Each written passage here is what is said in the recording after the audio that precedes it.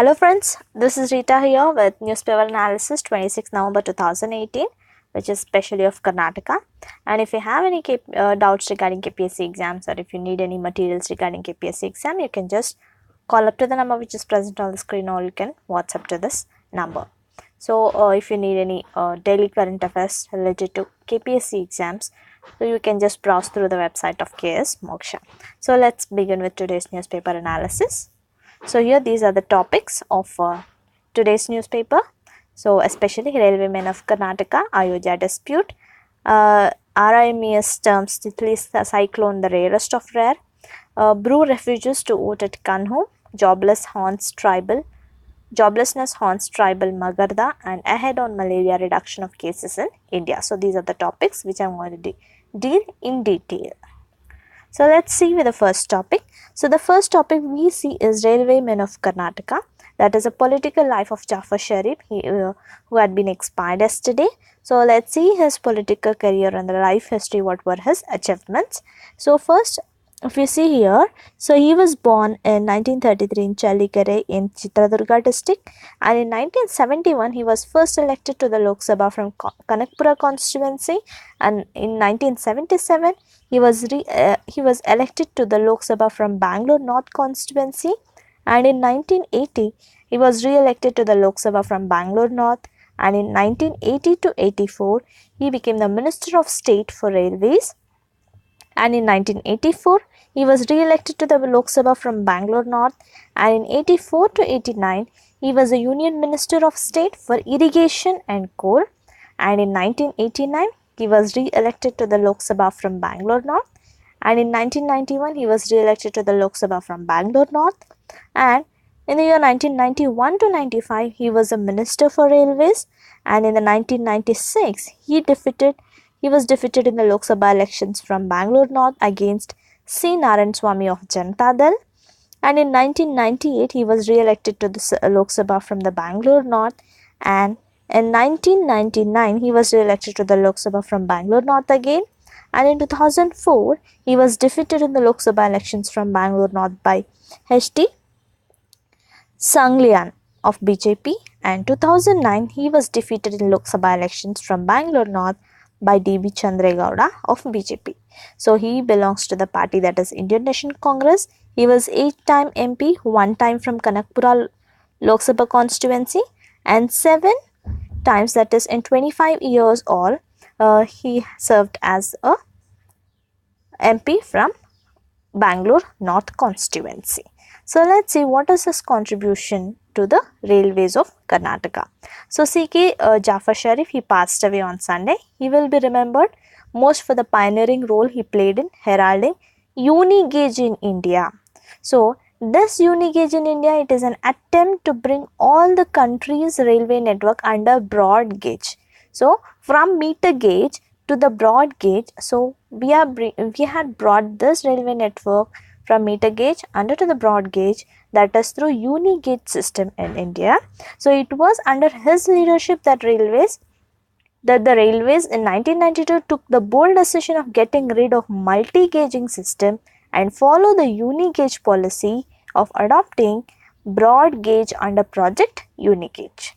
So it was during Mr. Sharif's tenure that the voice of Karnataka was heard for the first time in the Indian Railways, and it was he who took the initiative to introduce the broad gauge lines between Hospet and Guntakal, Hassan and Mangalore, Bengaluru and Guntakal, and Mysore and Bengaluru. So he started a record number of express trains between the cities in Karnataka and the other states. And other than the railway, so he has set up a wheel and axle plant at Yelahanka in Bengaluru.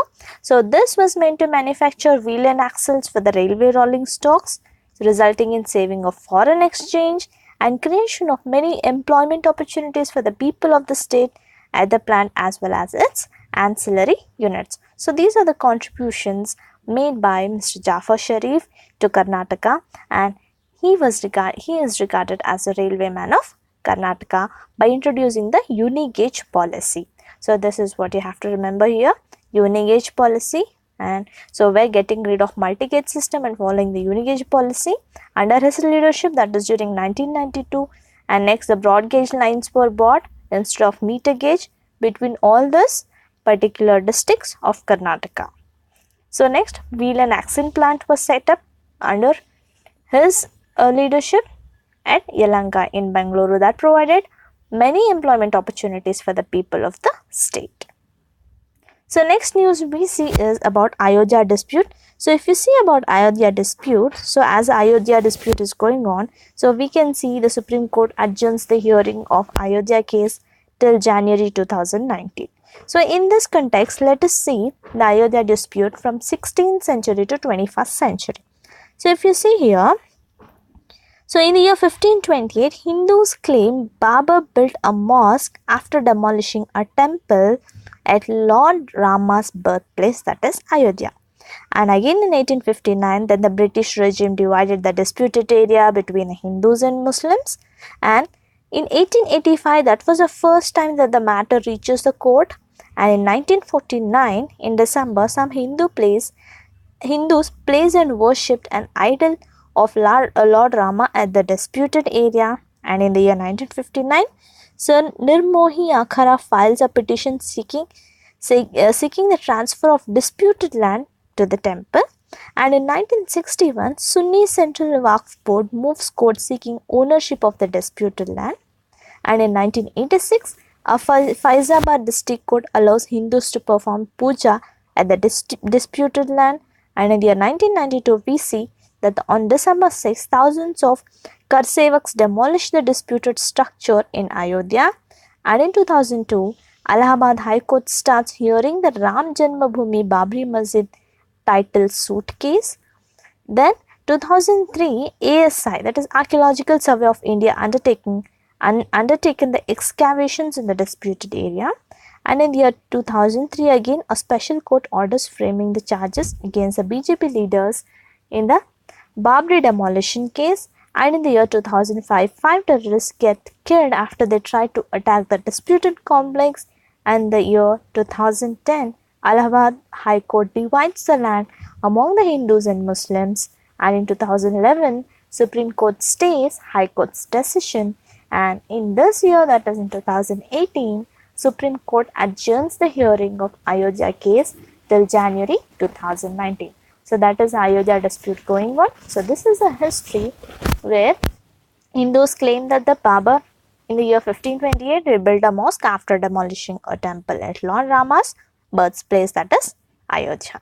So this is all about the Ayodhya dispute.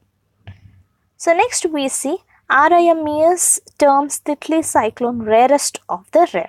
So as we know, Titli cyclone hit the Gajapati district of Odisha and more than 60 people were dead during the landslide.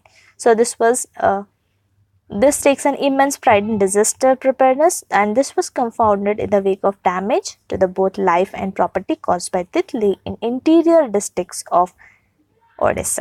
So if we see here, so according to the RIMES, it says that it is one of the rarest in 200 years.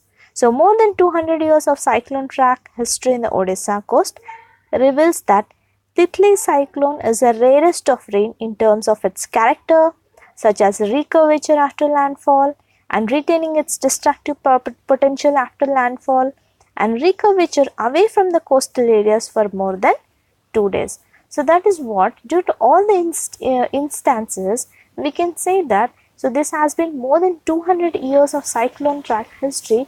So we could not see such a strong cyclone, which is called as Titli in Odisha state. So danger is not limited to the coast.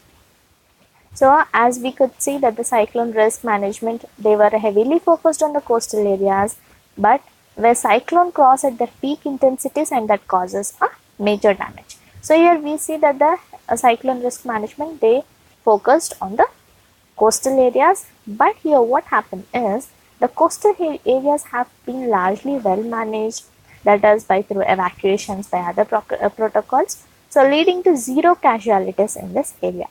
But here we see that the highest number of casualties or the damage occurred in the interiors of the districts, that is the Baragraha village in Gajapati district, especially due to landslide, where people did not evacuate and the risk was unknown and it was not expected also. So here there was no pinpointed forecast available what will happen here. So that means danger of this cyclone is not limited to the coast, it is in the interiors of the district where we could see many landslides. So next let us see what is RIMES exactly. So RIMES is nothing but Regional Integrated Multi-Hazard Early Warning System for Africa and Asia. So this is a 45 nation international organization on disaster warning. So it is an international and intergovernmental institution owned and it is managed by its member state for generation and application of early warning information. So this is early warning system and multi-hazard early warning system. So this is how this institution has been evolved is, how this organization has been evolved is. So this has been evolved from the efforts of the countries in Africa and Asia in aftermath of 2004 Indian Ocean tsunami. So after 2004 Indian Ocean tsunami, so this organization has been established and this operates from its regional Early Warning Center, which is located at the campus of Asian Institute of Technology on Pathum Thani of Thailand. And this RIMES has been established in the year 2009. So this is operating from Thailand. So that is in the campus of Asian Institute of Technology in Pathum Thani, that is of Thailand. So RIMES is a regional integrated multi-hazard early warning system for Africa and Asia especially. So next we see brew refuges to vote at Kanhuman. So we see here the Election Commission has chosen a place for brew refuges to vote in the Mizoram Assembly elections that is to be scheduled for November 28th. So if you see here, as many as 11,000 refugees can vote at Kanhuman in Hatchik, which is one of the 40 constituencies in Mizoram. So here, let us see who are these brew refugees. So these brews are also referred to as Riyangs. So they are spread across the northeastern states of Tripura, Assam, Manipur and Mizoram. So in Mizoram, they are largely restricted to the districts of Mamit and Kolasip. So we see there was a conflict between the Brews and Mizos, so which is a majority tribe of the state, and this conflict was emerged in the year 1995. So after that we could see many of the conflicts that arose between the Mizos. So now these Brews were located in the states of Tripura and we could see few of the Brew refugees settled in the states of Jammu. So here you have to remember that Brew refugees, so they are spread across the northeastern states of Tripura, Assam, Manipur and Mizoram, and now they have got the opportunity to vote in Mizoram Assembly election that is going to be held in November 28. So this was given by Election Commission. So next we see joblessness haunts tribal Magadha. So here important thing you have to remember. So why I have given this particular article is to know that Magadha tribe belongs to Madhya Pradesh. So here we see, so they live at the Bargi Dam on the Narmada river. So there we can see the tribal village which is dominated in Madhya Pradesh, and this is about 40 km from Jabalpur. So in this particular village of the tribals, that is Magadha tribe, so you could see 350 residents. So they have primary school, electricity from the neighboring hydel power plant, and it is also connected by the new road. But the biggest complaint of this tribe is lack of jobs, because they have the only source of income, that is fishing. So here the main intention to give this article is to know the Magadha tribe, so which is on the Narmada river, that is a perfect landscape of Bargi Dam on Narmada river, that is Madhya Pradesh. So we can find this tribal community. This is a dominant tribal community of Madhya Pradesh, that is Magadha. So next we see ahead on malaria. So here the news says, that is the World Malaria Report 2018 of World Health Organization states that India's record of a great promise in the quest to cut the number of new cases and the death globally at least by 40% by 2020, and end the epidemic by 2030. So cut the rates globally by 2020 and end the epidemics by 2030. So you can see here, so which is the most progressive state or most progressive state which has been responded to malaria is so Odisha. So Odisha is also one of the most endemic states where you can find most vulnerability to the malaria disease. So here Odisha had made a progress, and that reduces the number of malaria disease cases in the state. So here we see that what are the suggestions? So what are the way forward we can see here, like what can be done to reduce the malaria epidemics. So we see here the phenomena requires close monitoring. So close monitoring means, so although the WHO said in a recent assessment that the treatment policy was changed to another efficacious set of combination of drugs in some northeastern states after statistically significant treatment failure rates were found in 2012. So here the combination of drugs have been changed and the treatment policy was changed in the northeastern states when they have seen the high rates of malaria in 2012. So here eliminating the malaria, it is not only on the close monitoring or the treatment policy, it is completely an integrated approach where we have to find where the higher burden of disease is present, in which states the higher burden of disease is present. For example, if we see here Chhattisgarh, Jharkhand and West Bengal, they have the higher burden of disease, and even Odisha was experiencing the same, but Odisha has responded optimistically and the number of cases have been reduced in Odisha. So next we could see that given that emerging resistance to the treatment have been reported in Myanmar among the other countries in this belt, and there is a need for coordinated approach to rid South Asia of malaria. So here the Odisha, how the positive things have come in Odisha is with the public health education as a major tool and reaching to the remote population with advice. So these are the main things what Odisha has been adopted to reduce the malarial cases. And in this particular slide you have to remember that the higher burden of the malarial disease, so we can see in Chhattisgarh, Jharkhand and West Bengal and Odisha, where the number of cases have been reduced in Odisha according to the World Malaria Report given by World Health Organization. So these are the news according to the 26 November 2018. So hope you all like this video. So if you like these videos, so please click on the like button, and you can also share with your friends on social media, or else if you have not yet subscribed to our channel, please do subscribe and click on the bell icon so that whenever we make a new video, you will be getting notified. Thank you for watching. Have a nice day and a happy learning.